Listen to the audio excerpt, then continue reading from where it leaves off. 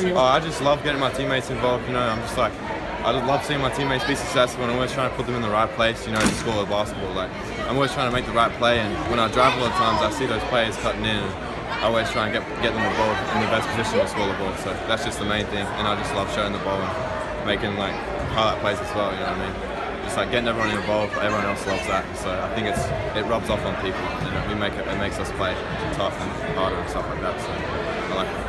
Okay, early on they had like 5 threes in the first quarter, then you guys kind of climbed back in. Just explain how the flow of the game went after that. You know, you had a couple really big runs. Yeah, so we really focused on defense tonight, and that's what was going to get us going. And so when they hit a few early threes, we just had to stick with it, and we tried to make those adjustments to make sure that we close out hard and reduce them from like hitting those threes, because they came out and hit a lot of big threes, and so we just had to stick with it and really try and get our offense going as well.